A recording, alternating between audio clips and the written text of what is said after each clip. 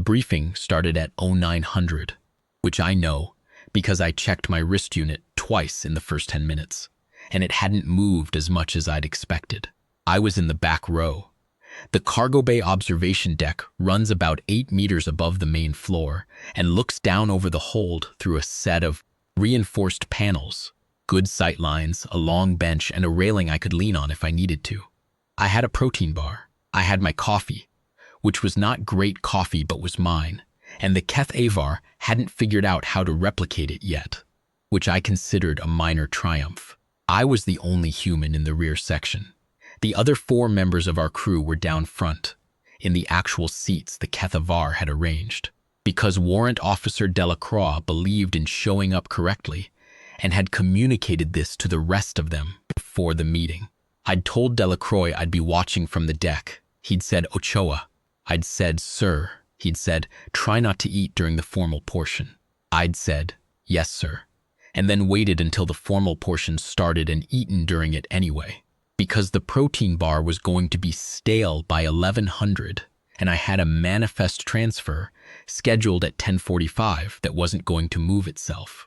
The Keth Avar had set up a projection array at the front of the bay, a floating grid of amber light that they fed data into from their personal units, each one a thin rectangle of what looked like pressed glass, but wasn't. They were tall. That's the first thing you notice about the Keth Avar, the height. They average around 2.3 meters, which doesn't sound like much until you're in a room with 4 of them and the ceiling is 2.8. They move in a way that makes you think of wading birds, deliberate, high need, each step placed as if the floor might not hold.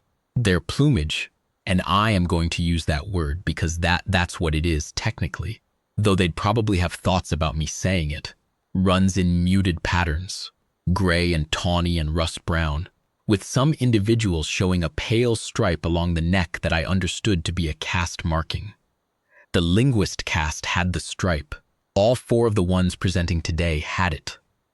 They communicated with each other, when they weren't speaking to us, in a rapid undertone that I'd been around long enough to find comfortable without understanding much of. Keth Avar fast speech has a particular quality, layered, almost harmonic, like 2 people speaking at once into the same acoustic space. I'd asked Mirza about it once, and he'd said it was a feature of their laryngeal structure, that certain sounds were produced simultaneously by different parts of the throat, and that linguistically this allowed them to carry a second information channel.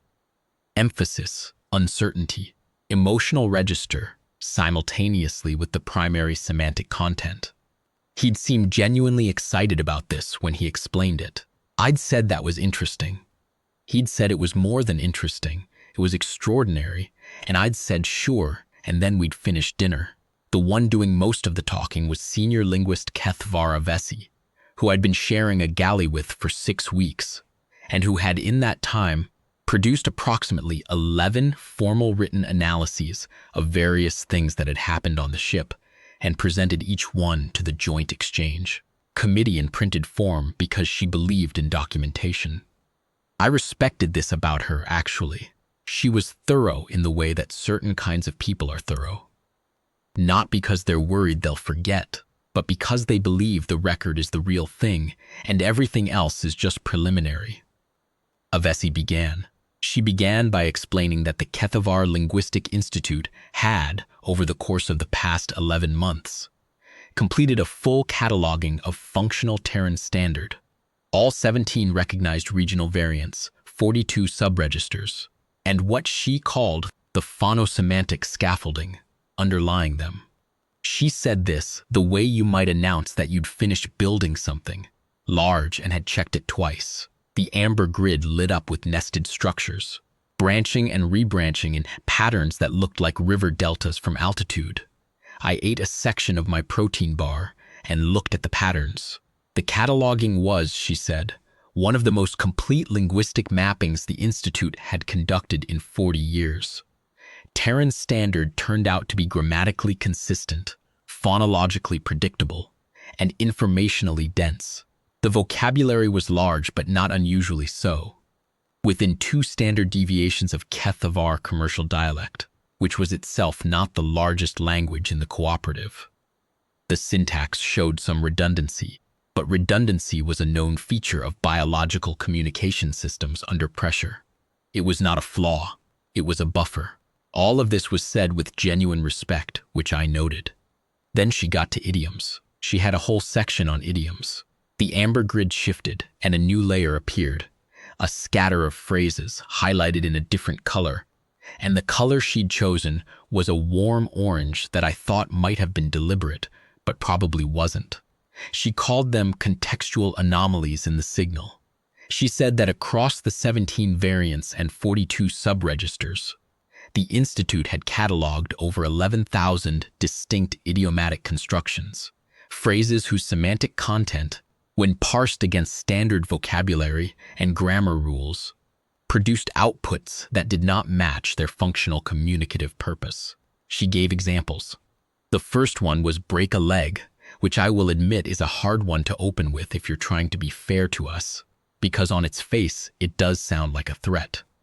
She explained the origin, theater superstition, wish reversal, approximate date of emergence, and then noted that despite being explained, the phrase remained in active use across contexts that had nothing to do with theater, nothing to do with legs, and nothing to do with superstition, and that native speakers used it with full communicative confidence and expected their interlocutors to understand it.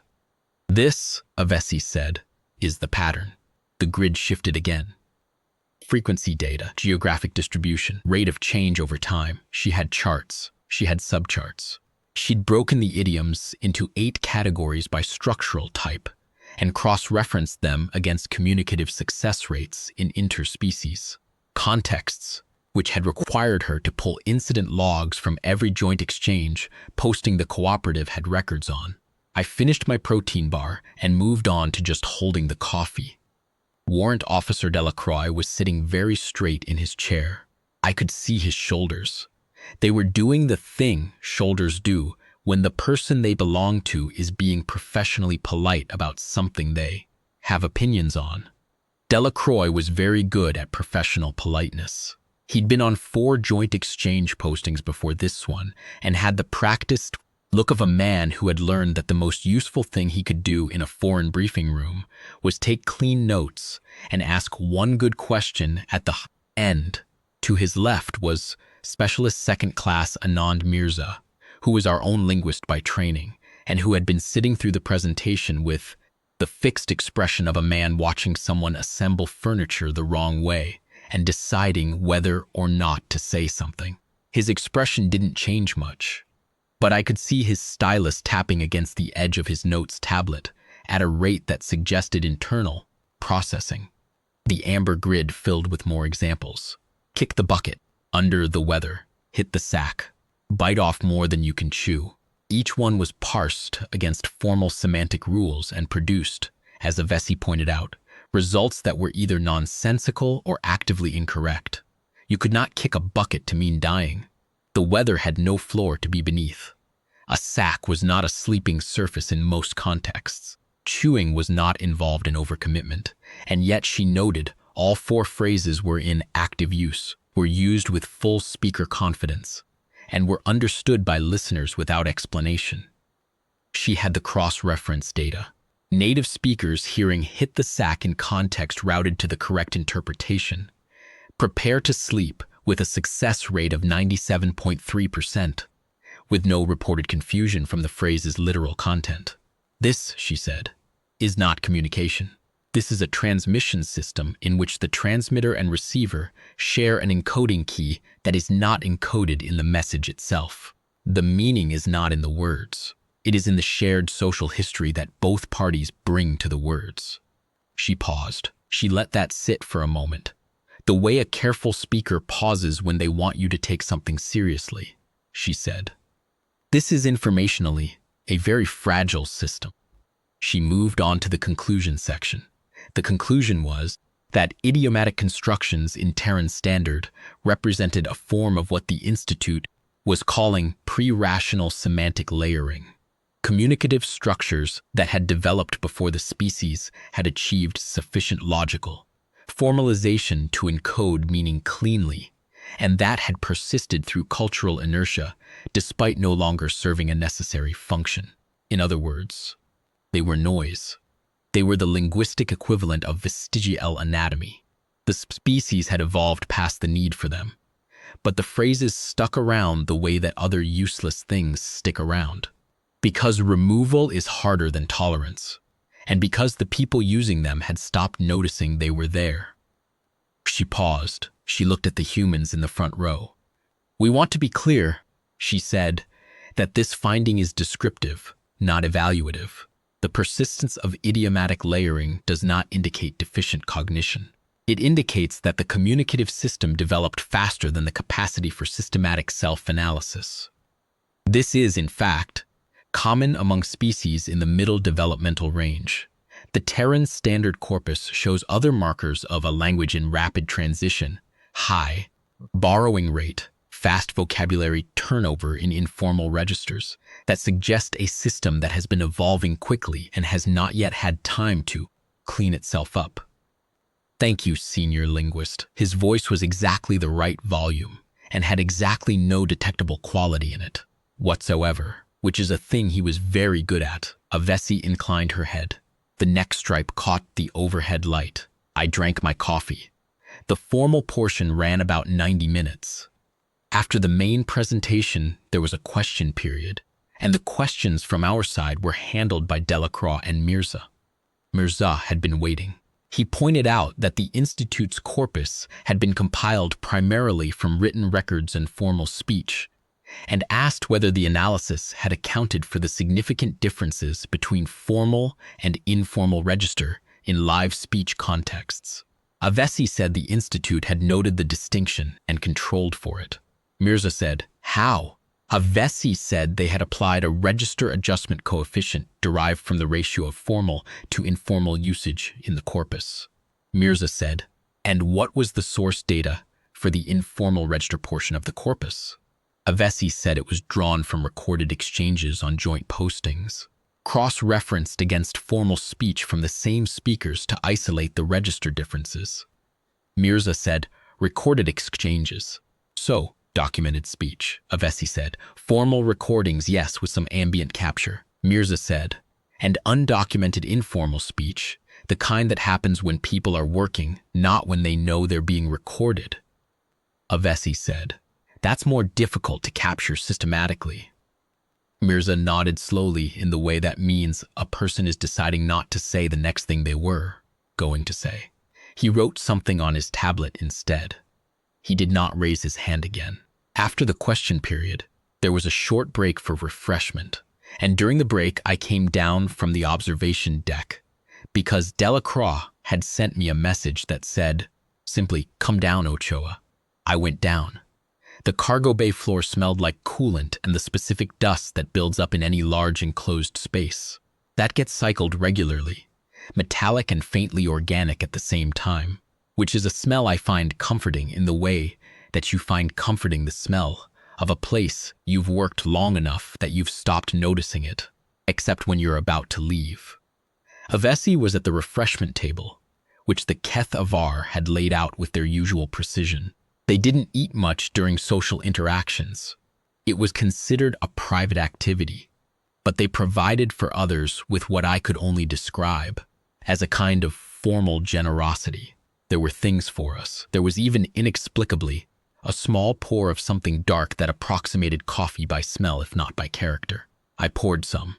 Avesi watched me do this. She said, "Cargo Specialist Ochoa, you were observing from the upper level." I said, "Yes, ma'am." She said, "Did you have questions?" I said, "Not right now." She considered this. The Kethavar do a thing when they're processing a slightly unexpected answer, where the plumage along the back of the neck shifts, not dramatically, just a degree or two, like a feather adjusting to air pressure. Avesi's did that, she said. The analysis included a number of phrases from your recorded speech. I hope you understand that the inclusion was not intended to single you out.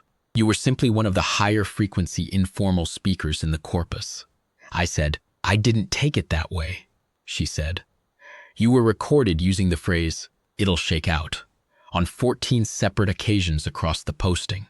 It was one of the higher frequency idiomatic constructions in the informal speech corpus. I said, "That sounds right." She said, "Can you tell me what it means?" I thought about this for a moment, not because I didn't know, but because she'd asked it in a way that made me realize she was expecting a certain kind of answer, and I was trying to figure out whether to give her that answer or a different one. I said, "It means what it means." The neck plumage shifted again.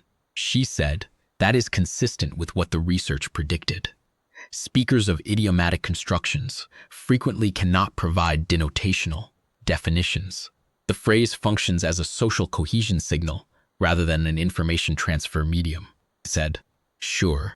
She looked at me for a moment. I drank my approximate coffee. She said, "You don't appear to disagree." I said, "I don't appear to disagree with a lot of things." Another pause.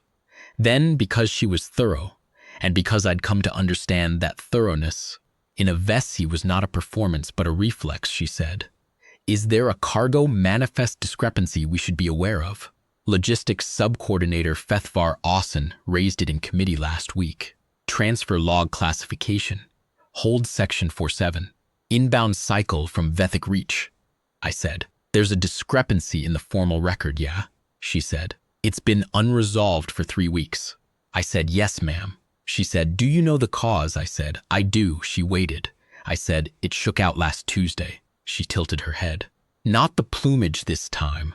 The whole head, on the long neck, at an angle that I'd learned to read as something between puzzlement and the preparatory phase of analysis." She said, "I'm sorry." I said, "The discrepancy. It shook out. Last Tuesday, I think, around 0340. The final transfer log cycled. It'll show up clean in the next reconciliation pull." She looked at me.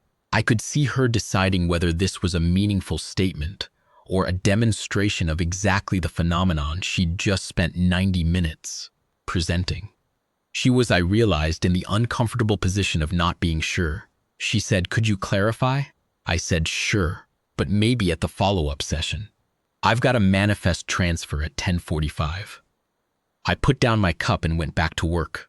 The follow-up session happened 2 days later, at 1400, in the forward briefing compartment. It was a smaller room than the cargo bay, fitted for about 10 people, and it had a table instead of chairs in rows, which changed the feeling of it considerably.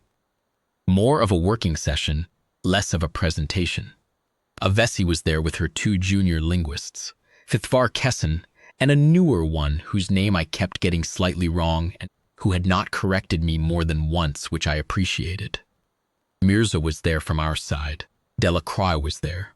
I was there because a Vessi had specifically asked that I attend, which Delacroix had relayed to me in a message that said, "A Vessi wants you in the 140. 0, and I had said yes, sir, and shown up.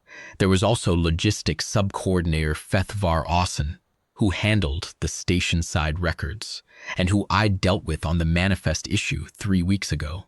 He was not linguist cast. His neck stripe was a different configuration, shorter and darker, and he had the air of someone who had been summoned to a meeting they hadn't initiated and was prepared to be professionally cooperative about it, but was not going to pretend they were delighted. Avesi opened the session by explaining that we were there to revisit the cargo manifest discrepancy in hold section 47, and that in the course of that discussion, she wanted to examine a particular communicative exchange. Austin said, "The discrepancy has been formally unresolved for 22 days. The Institute flagged it because the classification mismatch between the inbound transfer log and the station receipt creates a gap in the cooperative record. Logistics has been holding a query open on it since the 3rd week." I said, "Right." He looked at me. "You're the cargo specialist assigned to the hold?" I said, "Yes, sir," he said. "And you've been aware of the discrepancy?" I said, "Yes, sir." He said, "For how long?" I said, 3 weeks about, since it appeared." He said, "And your assessment?" I said, "It was a timing issue. The inbound log was filed before the final transfer cycle completed. The hold classification updated on completion, but the station receipt had already been submitted against the preliminary log. They read as mismatched because they're snapshots from different points in the same process. Austin was quiet. He looked at Avesi. I said, when the final transfer log cycled, that was last Tuesday at 0340, the hold record and the receipt reconcile. They're looking at the same completed state now instead of two different intermediate states. Austin said, slowly, you are saying the discrepancy resolved itself? I said, yes, sir, he said, on Tuesday. I said, yes, sir, he said, at 0340. I said, give or take a few minutes. The log timestamp will have the exact time. He looked at Avesi again. She had her unit out and was pulling records.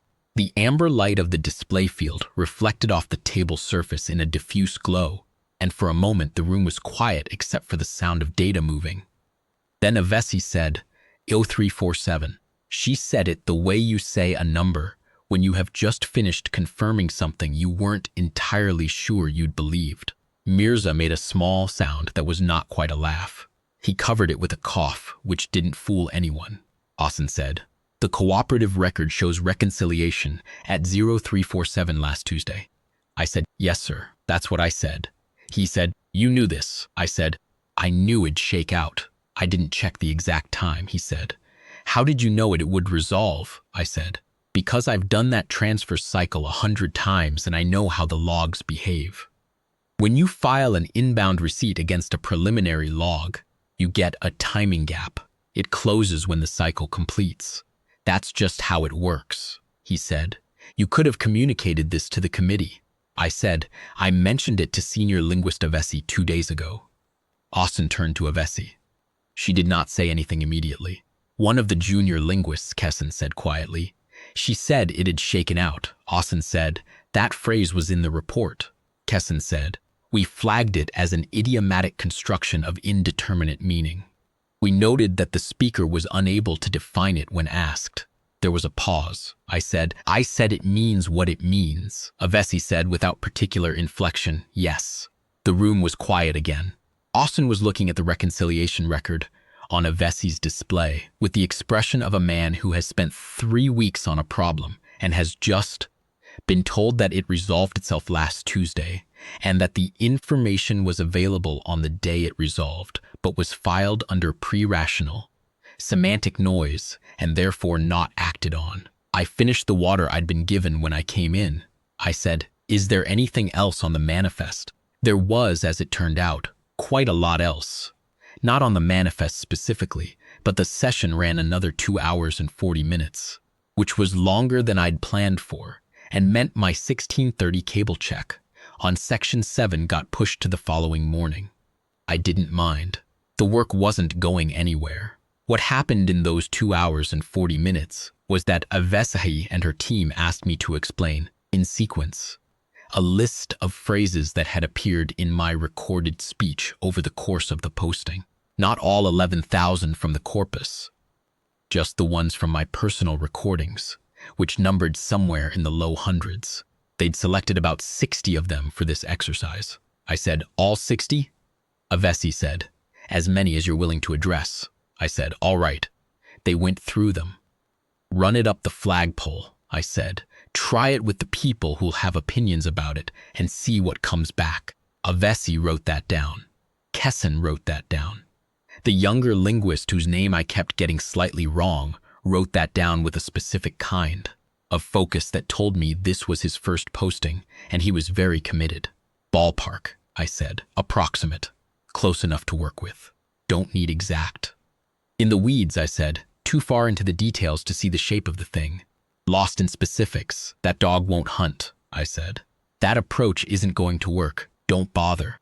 Running on fumes, I said. Operating past the point of normal capacity. Usually means sleep deprivation or resource depletion or both. The whole 9 yards. I said, everything available. The complete set. Don't leave any of it out. Bite the bullet. I said, accept the unpleasant thing and get on with it. Don't make it worse by waiting. Cover all the bases. I said, make sure nothing's been missed. Check every position. Avesi said, that one is a reference to a game. I said, yes, ma'am. She said, you used it in a context having to do with cargo inspections. I said, yes, ma'am, she said. And the meaning Make sure nothing's been missed. Was understood by the humans you were speaking to. I said, yes, ma'am. She said, without explanation. I said, yes, ma'am. She wrote something down. Not the definition, something longer. She was making notes in Kethavar script, which ran in neat vertical columns from the top of the page. And I could see the column was getting long. We kept going. Under the gun, I said, under time pressure, deadline close, not enough room to breathe. Put it to bed. I said, finish it. Get it fully done and off your mind. On the same page, I said, in agreement about the situation. No one working from different information. Drop the ball, I said. Fail to do the thing you were supposed to do. Let something fall through. Touch base, I said. Check in. Make contact briefly to confirm status. Get the ball rolling, I said. Start the process. Get things moving. Read between the lines, I said. Look at what's implied, not just what's stated. The meaning under the words. Avesi paused at that one. She said, read between the lines. You're aware that this phrase describes exactly what our analysis suggested you are unable to do. Interpret meaning that isn't explicitly encoded. I said, yes, ma'am. She said, and you use it. I said, yes, ma'am. She said, to communicate the concept of reading implied meaning. I said, yes, ma'am. She looked at the phrase on her notes, then at me. She said, the phrase encodes the concept it describes. I said, most of them do, once you know where they come from. Kesson said, the sport phrases encode positional and tactical logic. I said, yes. Kesson said, the labor phrases encode operational procedures. I said, yes. Kesson said, the idiom it shook out. Where does that one come from? I said, old dock protocol, manual cargo sorting. You'd run a load through a shaking frame to separate items by density and size. The pieces that were consistent settled into their classifications. The ones that didn't fit were the anomalies. They'd come off the frame separate, and you'd know to deal with them. When you said a load had shaken out, you meant the sorting had completed and the record was clean, no anomalies. Everything where it belonged. Kesson looked at Avesi. I said, it goes back pretty far, pre-spaceflight. We kept it because it's accurate. A discrepancy that'll resolve on its own when a process completes. That's a load still on the frame. When the frame stops and everything's settled, that's shaken out. It's a precise description of the state. Austin said, from the far end of the table, in a tone I hadn't heard from him before. Something carefully measured and just slightly off balance. You used that phrase to tell senior linguist Avesi that the manifest discrepancy had resolved itself. I said, yes, sir, he said, and that the transfer log had cycled and the record was clean. I said, yes, sir. He said all of that in 3 words. I said, 2 words. Shook out. The it is just grammatical. Austin was quiet for a long time. Avesi was quiet for a long time. The junior linguist whose name I kept getting wrong looked at his notes and then at the ceiling, which was, I thought, a reasonable response. Mirza, to his credit, did not make any sound at all. But I saw his stylus had stopped tapping. After that session, things got a little different. Not dramatically. Nothing on an exchange posting changes dramatically unless someone breaks a treaty or floods a compartment, and neither of those happened. But the texture changed. Avesi started coming to the cargo bay in the mornings. Not every morning, maybe 3 times a week. She'd show up around 0700, which was early for her cast's typical schedule, and she'd find a place that wasn't in the way of anything and stand there with her unit and her columns of notes and watch me work. The Keth Aver at rest have a quality of stillness that is different from human stillness. It's not tension or waiting. It's something more like equilibrium. The way a heron stands in water, not because it's frozen, but because it has decided that the best action right now is to occupy exactly this space and observe exactly this thing. Avesi stood like that. She was very good at not being in the way. Occasionally she'd ask a question. Occasionally she'd write something down without asking. I let her do it. She wasn't interfering with anything, and whatever she was doing was her business until it stopped being her business. On the 4th visit she asked, "What is the phrase you use when something fails during a transfer?" I said, "Depends on what kind of failure." Cable fault is the line's dead. Lock failure is she won't seat. Power drop is we've lost the board. If something just went generally wrong and you don't know why yet, it's something's off, she said. Each of those is specific. I said, they're supposed to be. You need to know what kind of wrong before you start fixing. Something's off is the exception. That's what you say when you don't have specifics yet and you need everyone to slow down while you figure it out.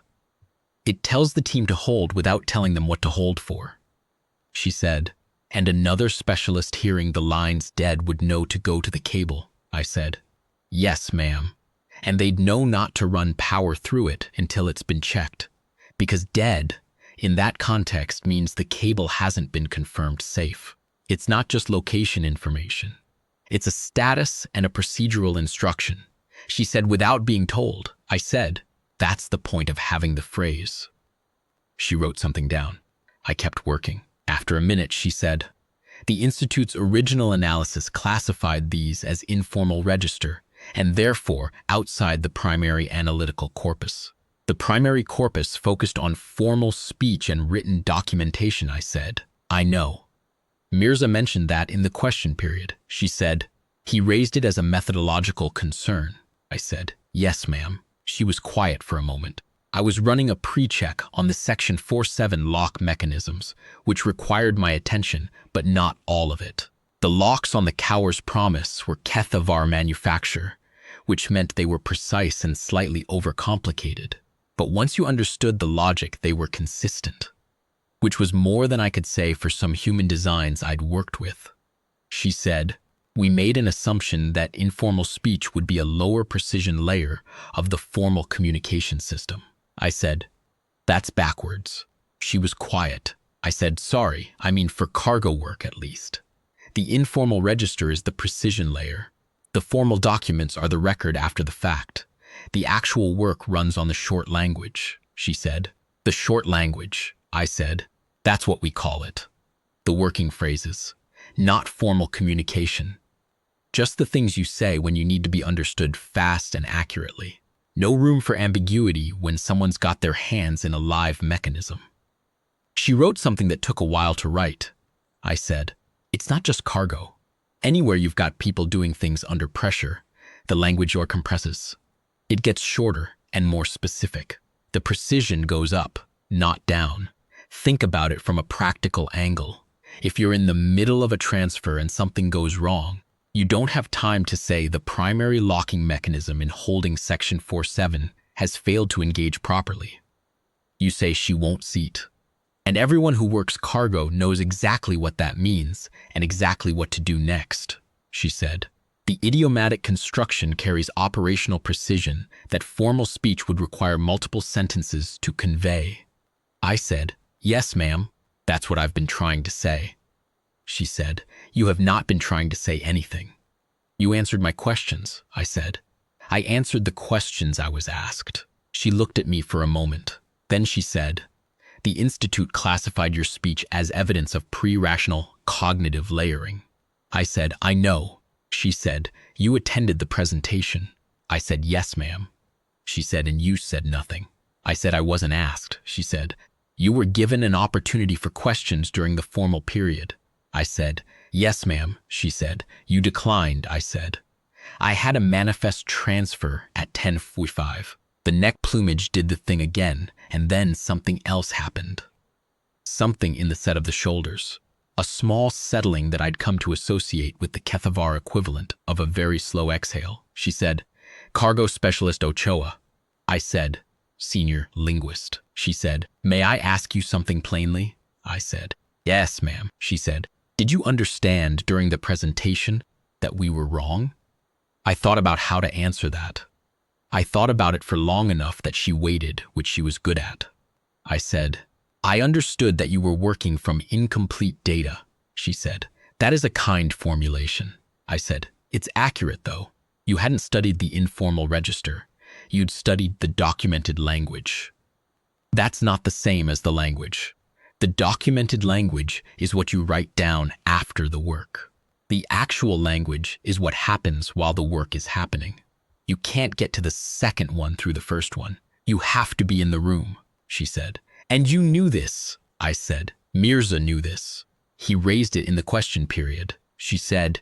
He raised it technically, as a methodological question about corpus composition. I said, yes, ma'am, she said. You're saying there is a difference between raising it technically and knowing it in the way you know it, I said. Mirza studies language. I work in it. We both know things, just not the same things. He can tell you the theory of why informal registers develop differently from formal ones under pressure conditions. I can tell you that she won't seat means the secondary latch is probably the problem, and you should check the mounting bracket before you try again. Different kinds of knowing. She wrote that down. She wrote it down slowly, as if she was making sure she got it right. Then she wrote something else. I let her write. What followed the second session, in the weeks after, was something I watched from a respectful distance and didn't involve myself in unless asked. Avesi and her team revised the analysis. This was not a small thing. The Institute's 40-year catalog represented a significant investment, and the revision wasn't a footnote, it was a structural change. They went back through the corpus and reclassified the informal register material, which meant pulling and re-examining a large portion of the data that had previously been sorted as low precision and therefore low priority. They brought Mirza in for extended consultations, which Mirza found so engaging he started staying in their section until 200 some evenings and forgetting to eat dinner, which I know because twice I brought him something from the galley, because Delacroix asked me to, and because Mirza, to his credit, always said thank you and meant it. They brought in 2 other humans from the exchange posting whose work put them in high pressure, compressed communication contexts, the engineering specialist and the environmental tech, both of whom, it turned out, had extensive informal registers that the original analysis had classified as noise. The engineering specialist had an entire vocabulary around structural integrity assessment. Short phrases that encoded not just the nature of a problem but its urgency level and the appropriate team response, that the Kethavar linguists worked through over 4 sessions. The environmental text language was different again, more biological, more sensory. Phrases built around smell and pressure and temperature that gave you a reading on a system's state faster than any instrument. I heard about most of this secondhand from Mirza, who would sometimes stop by the cargo bay in the evenings and talk for a while. He was under the professional composure, quietly delighted, not in an unkind way. He'd put a lot of hours into his career studying exactly this thing, the gap between formal and functional language, and watching Avesi's team work through it in real time was, by his account, the most interesting thing that had happened to him in 3 years. He said, one evening, she asked me today whether there was a comprehensive reference for cargo crew language. I said, there isn't, not really. It's handed down, he said. That's what I told her. She seemed to find that significant. I said, it is significant. That's why it's accurate. Someone bad at the work doesn't pass their phrases on. The useful ones stay, because people in the field correct them or they cause problems and get dropped. Over time, you end up with a vocabulary that's been stress-tested by actual use. It's not random, it's refined. It just doesn't look refined from the outside because it's short. He was quiet for a moment, looking at the cargo bay from the observation bench, the way you look at something you're seeing slightly differently than you did before. Then he said, you know she's rewriting the conclusion. I said, I figured, he said. The pre-rational semantic layering finding. I said, I know what I heard in the original presentation. He said, she's replacing it with something she's calling operational compression under pressure. The idea that informal idiom represents a higher precision, higher efficiency form of communication that emerges when formal systems are too slow for the context. That sounds right, he said. She cited the manifest discrepancy as the primary example. I said, I know, she told me. He said, she said, and I'm quoting here, we analyzed the carrier wave and concluded it was noise. We had not considered that the carrier wave might be the signal. I turned that over in my head for a moment. I said, That's pretty good, Mirza said. I thought so.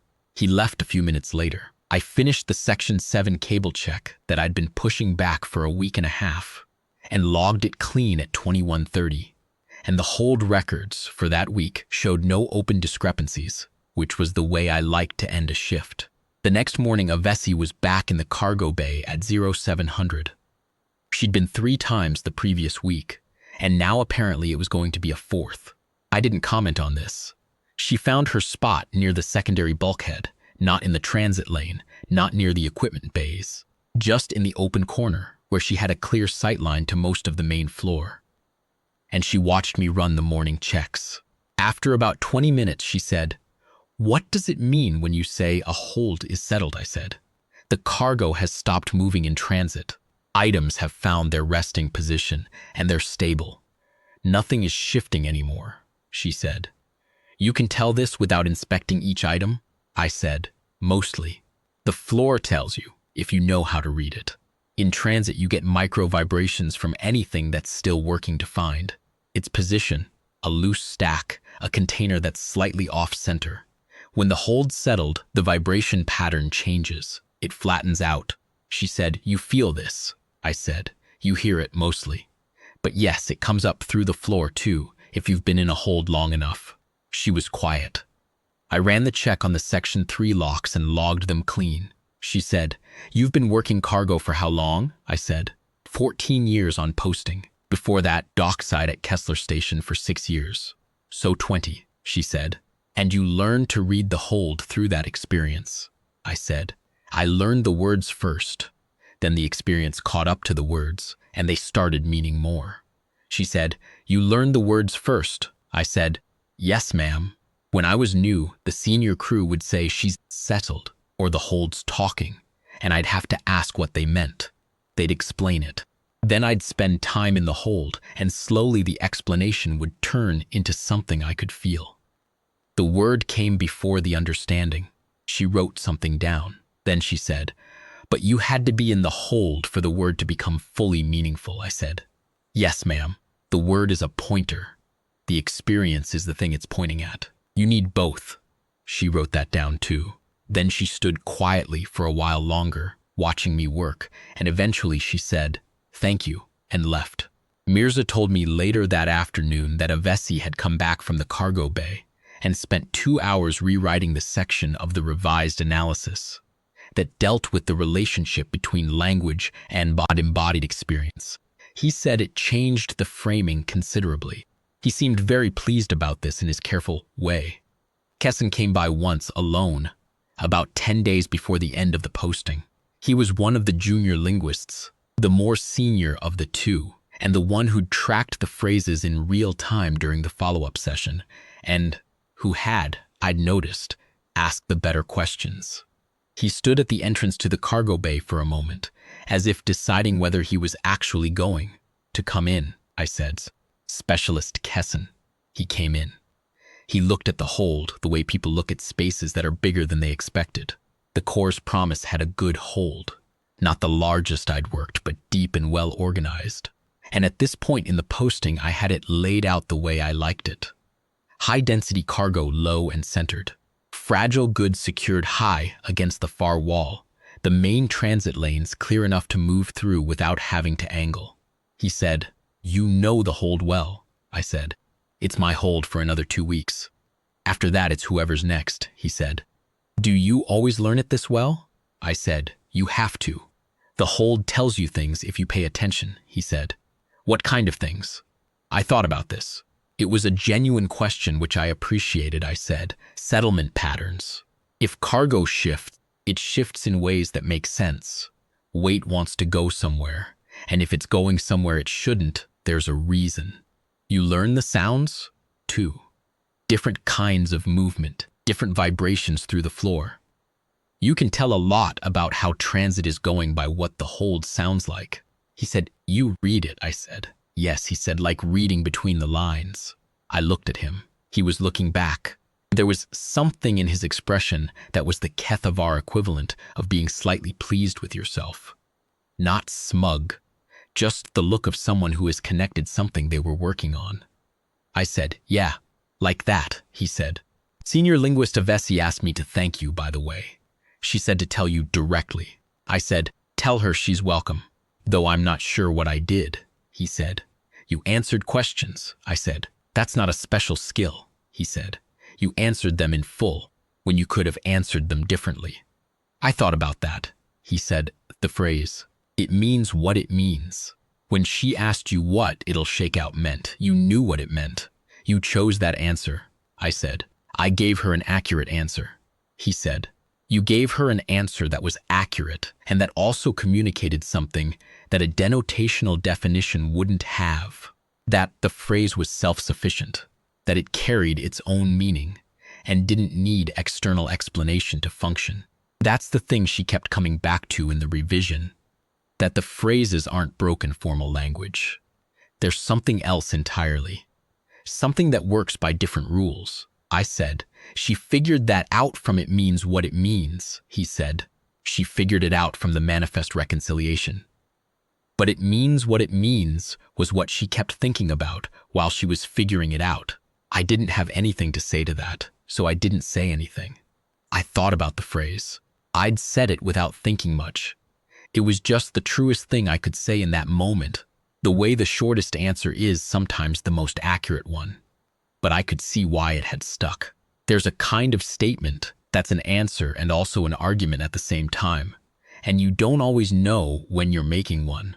Kesson looked around the hold a little longer, wrote something brief on his unit, and left.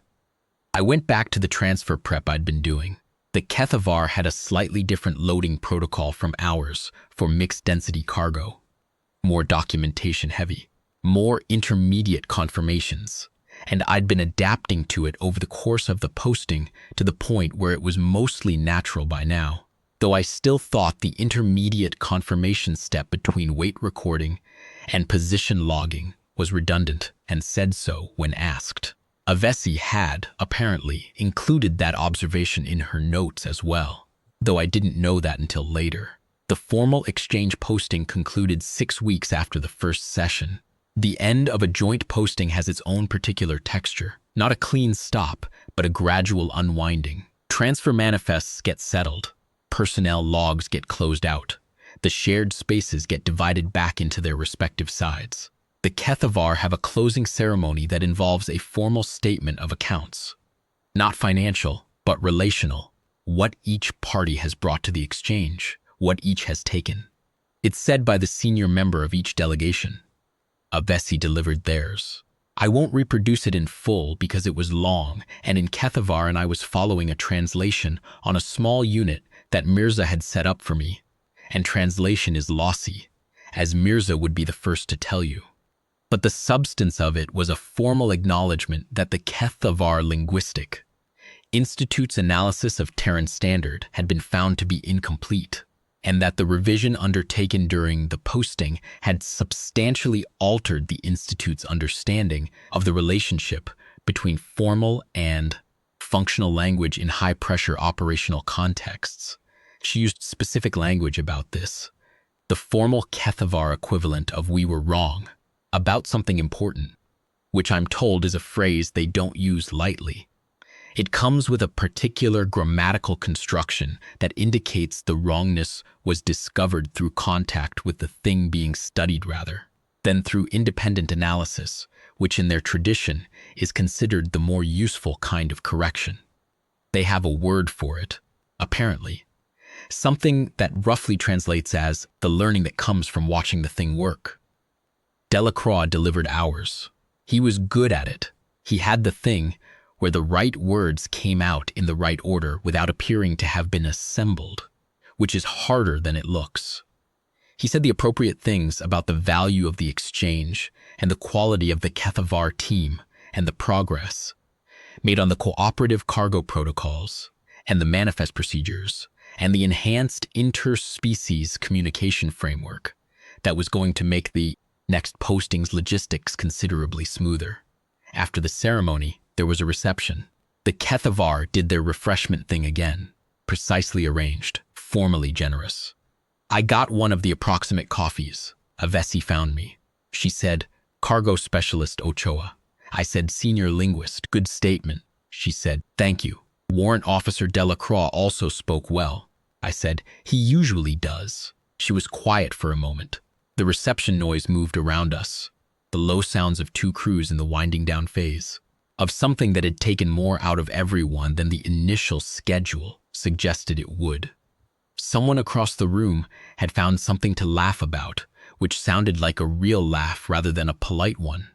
And I was glad of it. She said, "I want to tell you something." I said, "All right," she said.